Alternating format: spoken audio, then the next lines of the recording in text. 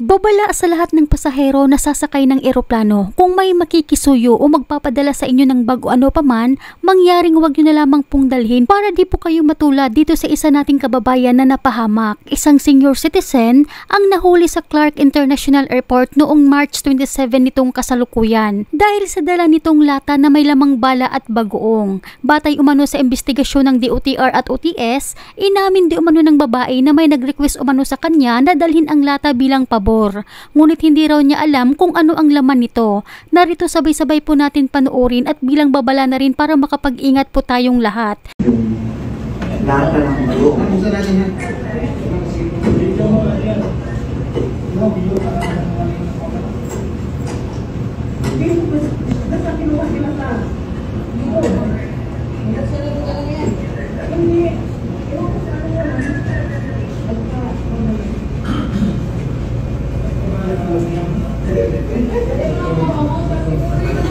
Pagkain yun.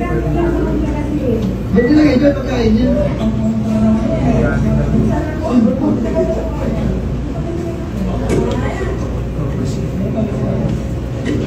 Ano ba plastic? Ano ba plastic? Plastic, yan. Sige, lalo. Dandana.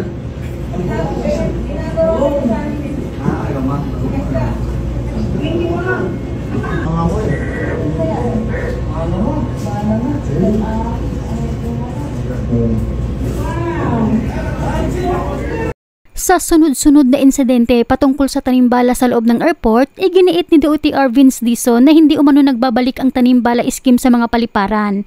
Kaya sa mga uuwi at pabalik ng abroad, magdobli ingat po tayong lahat mga kababayan. Mas mainam na lang po siguro na ibalot nyo ng plastic ang inyong mga bagahe para talaga sigurado walang mangyayari. Tulad nitong isa nating kababayan na bago pa lang mag-abroad.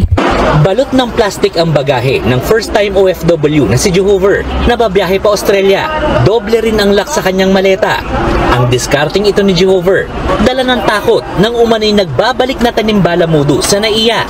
Binalot ko na lang doon, saka pagdating dito, ganun din. Saka may nilagyan ko pa rin ng cable tie. Para sure. Kasi sabi nila kasi pag zipper, madali lang butasan. So binalot ko na lang ganito. Hanggang dito na lamang po mga kababayan, naway maging babala po sa atin lahat itong mga nangyayari sa ating mga kababayan para makapag-ingat po tayo at nang hindi po tayo mapahamak. Mag-ingat po kayo palagi kung saan man kayo ngayon.